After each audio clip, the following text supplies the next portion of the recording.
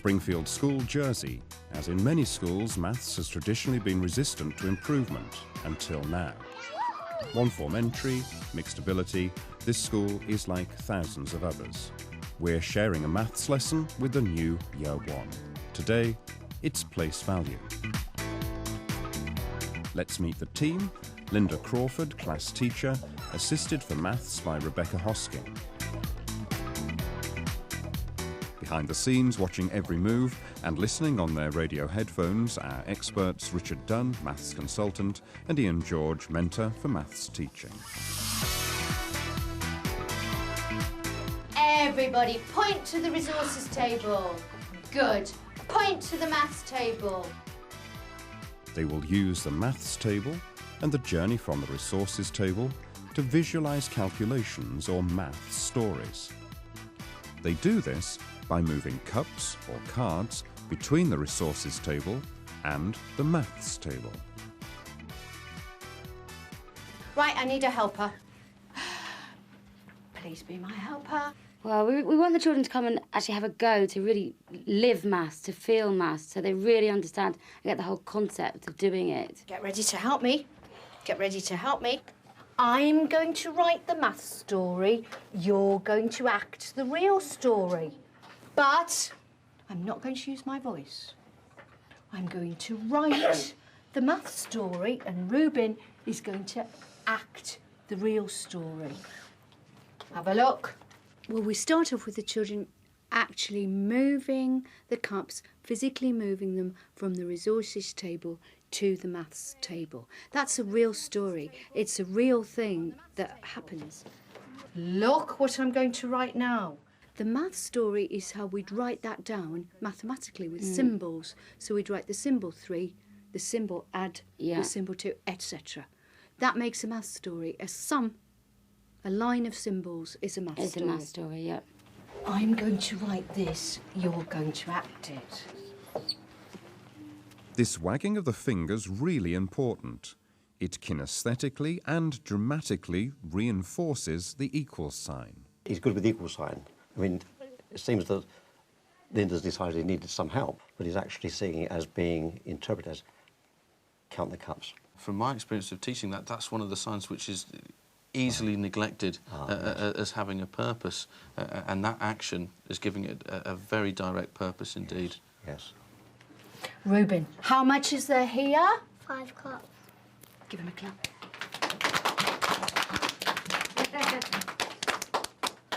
The children sitting in rows to do the maths game is not a Victorian concept. The children have to learn, they need to lay the foundations for a fundamental understanding of the mathematical concepts. I think it's important for the children to have a balance of different ways of teaching, so that this method of teaching with the children in rows, where it is quite formal, is formal, direct teaching. We would only ever do that for short, very paced spans of time. I'm going to speak, Miss Hoskins is going to write, and Ruben is going to act. Ruben, come out. Ruben's second time. He's been having a few problems, so demonstrating will help him. 3 cups, add 2 cups. The whole class are constantly being asked to help articulate and to observe, so everybody's involved in different ways. And it's the same with really big numbers.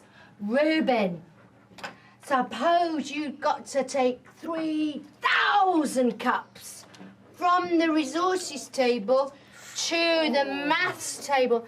3,000 cups. Take them.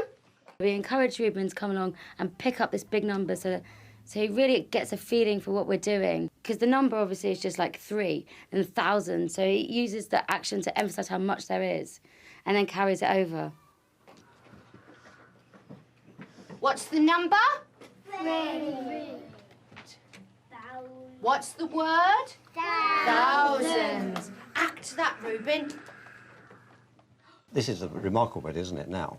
You can see the children are not inhibited about working with such a big number as 3,000 or 2,000. It's just another denomination for them, and quite easy.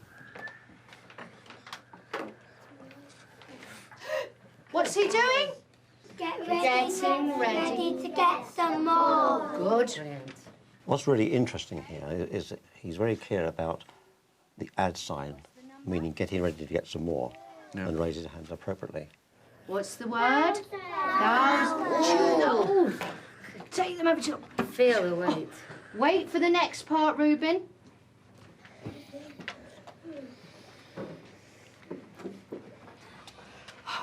What's the number? What's the number? 5. What's the word? 1,000.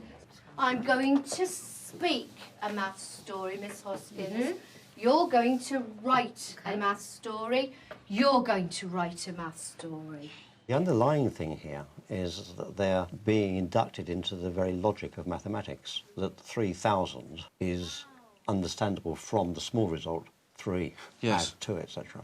And that's really quite different of first of all, immersing them in the illogical language of 11, 12, 13, 14 and so on, where the words themselves obscure the logic that maths can offer. We're going to read the maths story.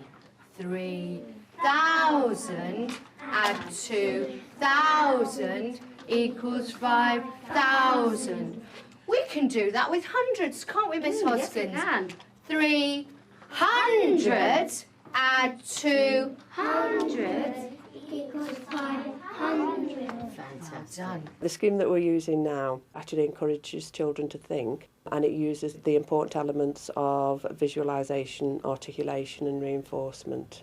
The maths in school is taking on a real excitement at the moment. There's a buzz in school, the children are enjoying it, the staff are enjoying it, and I think the continuity running right through is one of the major aspects of what we're doing in maths. OK, tell me what this says. 90. What does this say? 70. This is really good because Linda's now taking this aspect of denomination to another stage. She's introducing cards, so children aren't just associating number with the cups, but she's also introducing this aspect of T as the 0 on a 2-digit number as being articulated as T, which is allowing children to access 9T. And again, they see the T as a separate denomination. 20. How much is there here? 20. Well done. I'll ask Miss Hoskins to put these on the maths table. Miss Hoskins put 3T on the maths table. What does this say? For Year 1 children who are in their 6th week of Year 1 and they're working with 2-digit numbers quite confidently, quite accurately, with different levels of assistance, they're enjoying their maths. Equals 5. Brilliant. C. Well done. Read the maths story. 3T add 2T Equals 5T. Break time, at least for the children. Linda's getting Rebecca up to speed on where this is all heading, getting the children to progress to vertical additions. Before we go to the children who can do 3T2, Right. add 2T1 Yes. equals 5T3. 5T3, Yeah. so that They well can keep up. before the end of the term, we're leading to 3T2, add 2T1, with the equals as a big maths table, Okay.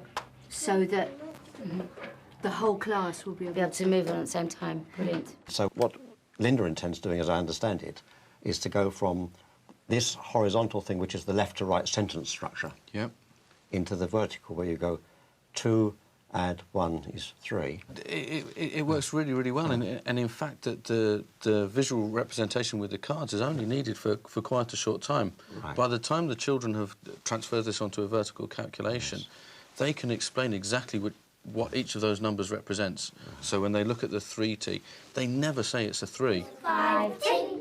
Good. Well done. How much is there here? 2. How much is there here? 3T. How much is there here? 2. Good. How much is there here? 2T. Good. How much is there here? 1. I think the ostensive learning happens there when the unit, the single digit, comes over the 0 that represents the T. Yeah. But it's still It's there. still there behind it, yeah. And they'll practice that lots and lots and lots. We know that 3T add 2T equals 5T. well done. And we've got 2. Linda's progressing the lesson on now. She's introducing a math story of 3T2, add 2T1. At this point here, the children are being asked to articulate what they can see. Yes. In terms of what each number represents. 5T. 3. Brilliant. Well done. Children, I'd like you to have a go writing this math story. From a teaching point of view, the fantastic thing about this is that children are confidently working within the concept of place value, yes. but they're not being taught place value. Yes. The place valueness of it is implicit Sure. in what they're doing. And at no point are we saying, right, today we're going to learn about place value. Yeah. Traditionally, when we've done this in the school, this is where we lose a lot of children. Yes. How much is there here? 40. Well done. Really good. How much is there here? The unusual language of T avoids a lot of confusion, but needs embedding. What happens when they get to naught?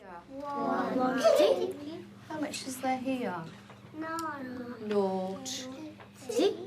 Patricia's still a bit shaky, so Linda assists her, getting her to demonstrate. How much is there here? 40. How much is there here? 6. How much is there here? 46. Tyler, how much is there here? 64. How much is there here? 4. How much is there here? 60. How much is there here? 64. Thank you. Tell me on the board. How much is there here, Tyler? Probably the most exciting thing is her movement from the use of the concrete objects of cups, which are movable, Yeah. into the symbolic objects of the cards, Yes. which more symbolic are still movable, eventually to the written symbols on the board, which are no longer movable, Yeah. except in your imagination. I love teaching it. I think it's great. I like the way it's got a lot of actions, a bit of drama in there. And I think the children respond well to it. Therefore, they learn quickly, don't they? The changes that we've seen in the short time that we've actually been running the scheme is the children are becoming far more confident. They are enjoying maths across the board, and the teachers seem to enjoy teaching more. Because the children become skilled very quickly with this method of teaching maths.